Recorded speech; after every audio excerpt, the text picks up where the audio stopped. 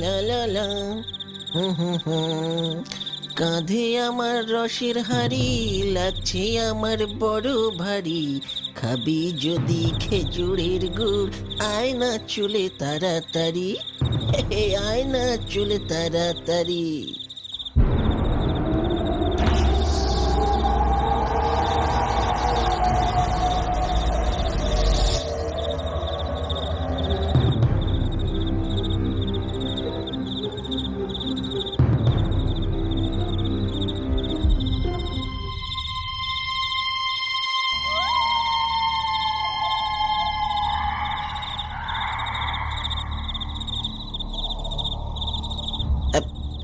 এই কে গো? পল্টু কাকা নাকি? অন্ধকারে ওভাবে দাঁড়িয়ে আছো কেন গো?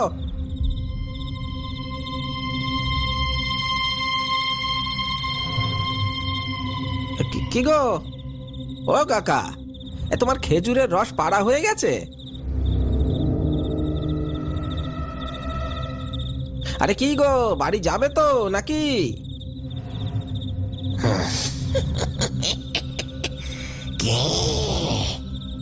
কে তোর পল্টু কাকা? আমি কোনো পল্টু কাকা নই। এই কাকা, এই মজা করছো আমার সাথে? আর তোমার এই গলার কি হলো? কি হবে, আমি তো এইভাবেই কথা বলি।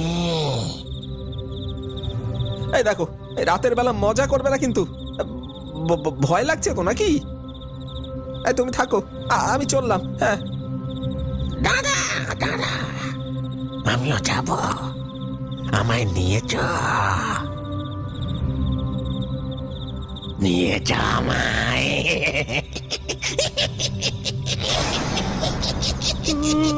ওরে বাবা রে, ওরে বাবা রে, এটা সত্যি সত্যি কাকা নয়, এটা ভূত ভূত ভূত ভূত।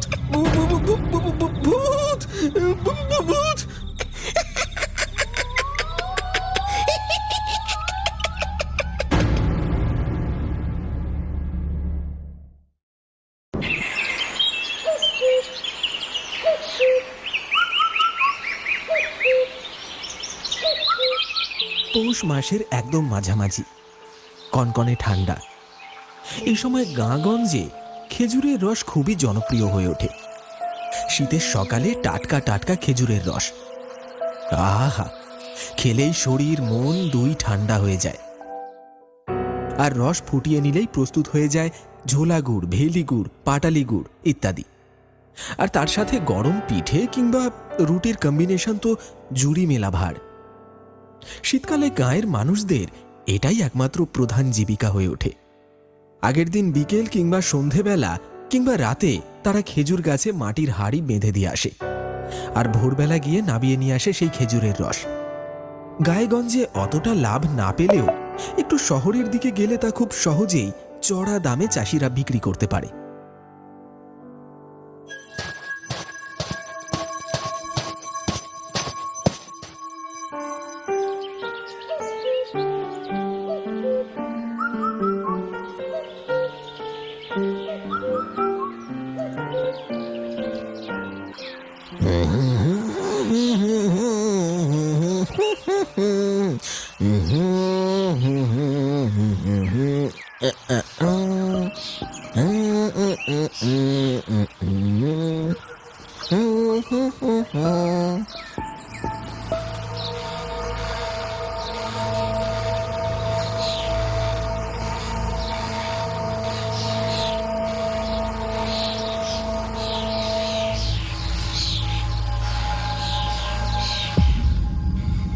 কি গো মাখন কাকা, রস পাড়া হয়ে গেল?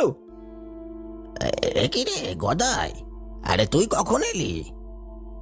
আমি কালকে এসেছি বিকেল বেলা। এখন কদিন তোমাদের গ্রামে থাকবো, রস খাওয়াবে তো আমাকে নাকি?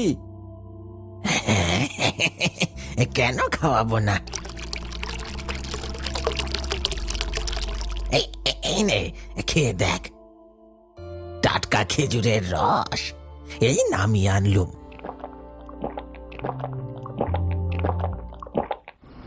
প্রত্যেক বছর পৌষ মাসে খেজুরের রস আর পিঠে পাবনের টানে মামা বাড়িতে ছুটে আসি কদিনের জন্য। গ্রামের নাম ঝিঝিগঞ্জ। শুনেই হাসি পাবে। গ্রামের পরিবেশ আমার বরাবরই খুবই প্রিয়। আমার মামা দাদুদের একটা বড় খেজুর গাছের বাগান আছে, আর সেই বাগানে প্রচুর খেজুর রস পাড়া হয়, বিশেষ করে এই শীতের সময়টায়।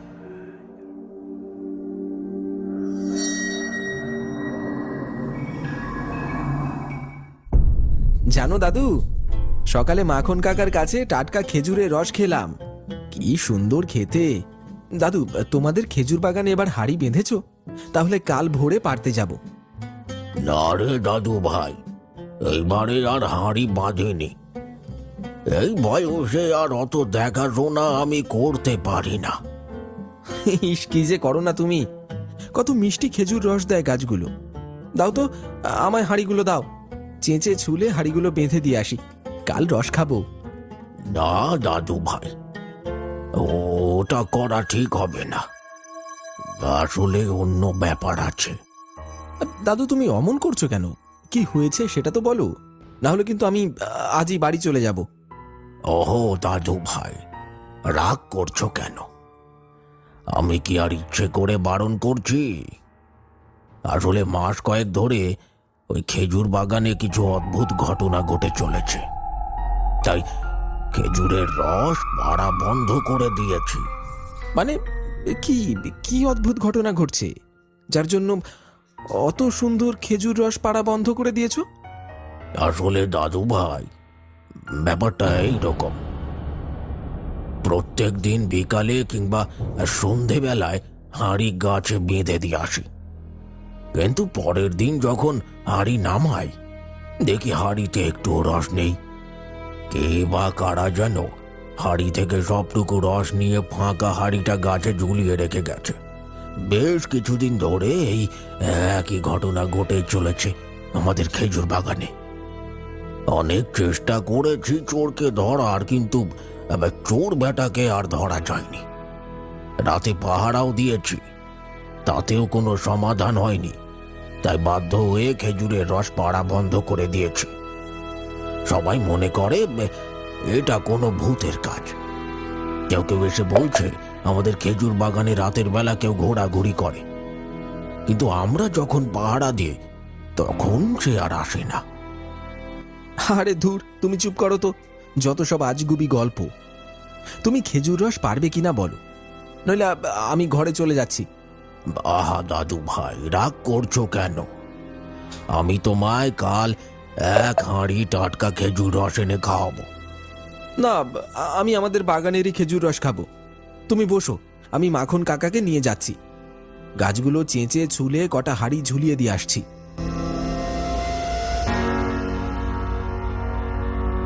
দাদু অনেক বারণ করা সত্ত্বেও কটা হাঁড়ি হাতে নিয়ে বেরিয়ে পড়লাম খেজুরের বাগানের উদ্দেশ্যে।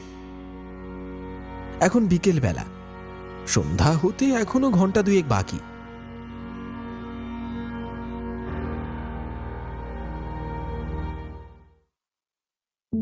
মাখন কাকা, ও মাখন কাকা, ঘরে আছো নাকি? কে? ও গদাই, কি রে, কেমন আছিস? কবে এলি? হ্যাঁ কাকিমা, ভালো আছি। এই কালকে বিকেলে এসেছি। সকালে তো কাকার সাথে দেখা হলো, আর আমায় খেজুরের রস খাওয়ালো। কি সুন্দর খেতে খেজুর রস। বলছি, কাকা আছে? না রে, তোর কাকা তো এই একটু ননিপাড়ার দিকে গেল। কেন, কি হয়েছে বল না। না, তেমন কিছু নয়। আসলে ওই আমাদের খেজুর গাছে কটা হাঁড়ি বেঁধে দিতাম, কাকা থাকলে ভালো হতো। ও, কিন্তু তোর কাকা তো এই বেরিয়ে গেল, কখন আসবে তা তো জানি না। আর একটু আগে এলেই তোর কাকার সাথে দেখা হয়ে যেত। আচ্ছা ঠিক আছে কাকিমা, আসছি, পরে আসবো। মিনিট 10 হাঁটা পথ। কাটা কাটা গাছে উঠতে গিয়ে কতবার যে হাত পা কেটেছে তার সংখ্যা নেই। কিছুটা রাস্তা হাঁটার পর উপস্থিত হলাম সেই খেজুর বাগানে।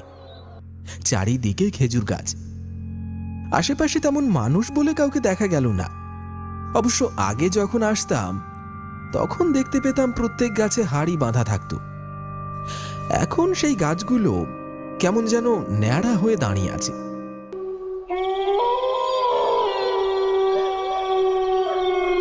এ কি, খেজুর বাগানটা কেমন যেন অন্ধকার। এখনো তো সন্ধে হতে অনেক বাকি। না না, যাই, তাড়াতাড়ি গাছগুলো চেঁচে ছুলে হাঁড়িগুলো গাছে বেঁধে দিই। মাখন কাকা এলে কি সুন্দর তাড়াতাড়ি কাজটা হয়ে যেত। থাক, আর ওইসব ভেবে লাভ নেই, এখনো সন্ধে হতে অনেক দেরি। মাথা উঁচু করে দাঁড়িয়ে আছে গাছগুলো। অনেকদিন গাছে উঠি না, কিভাবে উঠবো সেটাই ভাবছি। না, এই গাছটা থেকেই শুরু করি। হ্যাঁ,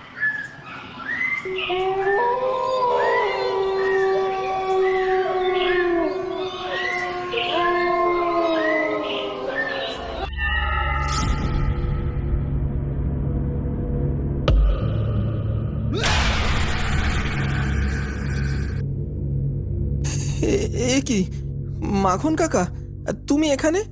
তুমি কখন এলে?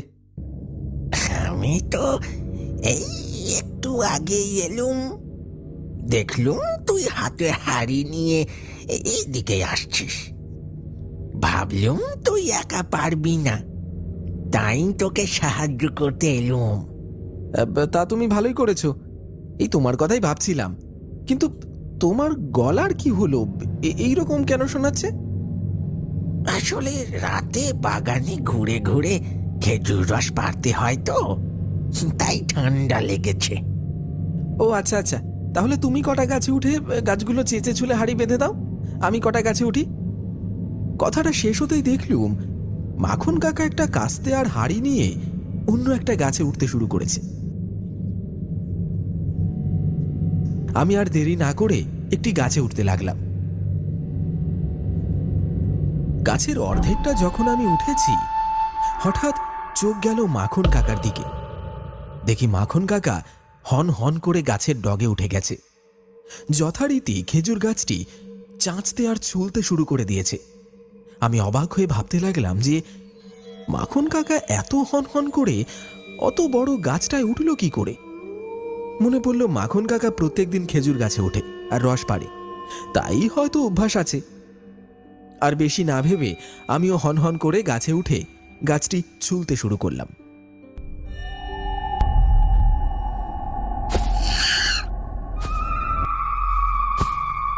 হঠাৎ কানে ভেসে এলো ঝাঁপড় ঝাঁপড় শব্দ, যেন কেউ এক গাছ থেকে অন্য গাছে ঝাঁপ মারছে। আচমকাই ভয়ে আমার বুকটা যেন শূন্য হয়ে গেল।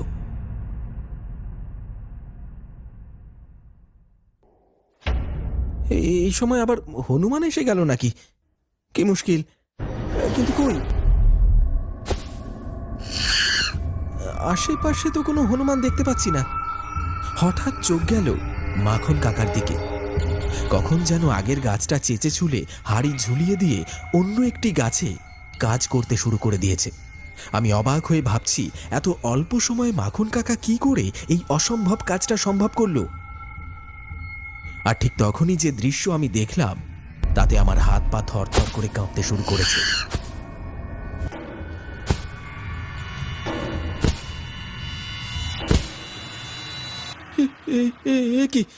কি, মাখন কাকা কিভাবে এক গাছ থেকে অন্য গাছে হনুমানের মতো ঝাঁপ মেরে চলে যাচ্ছে? ওটা কি মাখন কাকা নাকি অন্য কেউ?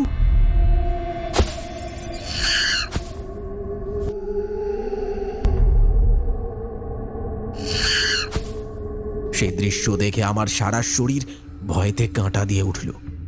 ভয়ে আমি এক পা করে নামতে শুরু করেছি।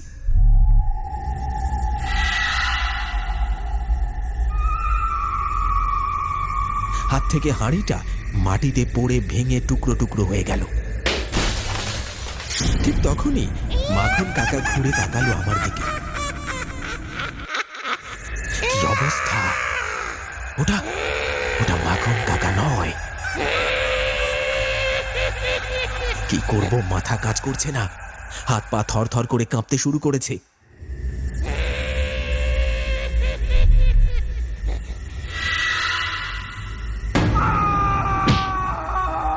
বাপরে বাপরে, মরে গেলাম। আমার পাটা মনে হয় ভেঙে গেল। গাছ থেকে পড়ে গিয়ে আমার বাঁ পায়ে প্রচন্ড আঘাত লাগে। যন্ত্রণায় ছটফট করছি আমি।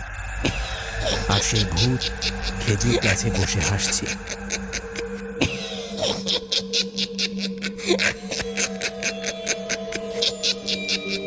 কিরে গদাই, খেজুর গাছে হাড়ি বাঁধবি না?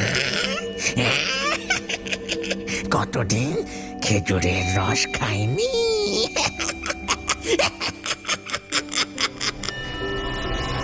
ও দাদু গো, দাদু আমায় বাঁচাও, এই ভূতের হাত থেকে আমায় বাঁচাও গো দাদু, বাঁচাও। আমার চোখে অন্ধকার নেমে আসলো।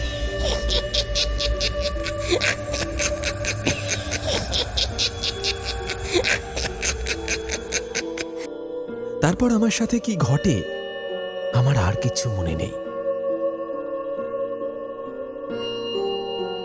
এখন কেমন লাগছে দাদু ভাই? আমি আমি আমি বেঁচে আছি। পাটা পাটা খুব ব্যথা হচ্ছে দাদু। ডাক্তার বলেছে কদিন একটু ব্যথা থাকবে, আর তুমি এখন বিশ্রাম নাও। যদি আমার কথা শুনতে তাহলে কি আর এই বিপদটা হতো? পরে জানতে পারলাম আমি সেই খেজুর বাগানে অজ্ঞান হয়ে পড়েছিলাম। সন্ধে হবার পর আমি বাড়ি ফিরছি না দেখে আমার দাদু আর কিছু লোকজন খেজুর বাগানে ছুটে যায়, আর সেখান থেকে আমাকে খুঁজে পায় অজ্ঞান অবস্থায়। তারপর ঘরে নিয়ে আসে। এই শীতে আমার আর খেজুরের রস খাওয়া হলো না। মন খারাপ করেই শহরে ফিরতে হবে। আমি খেতে পারিনি তো কি হয়েছে? আপনারা কি খেয়েছেন? কারা কারা খেজুরের রস খেলেন এক্ষুনি কমেন্ট করে জানান।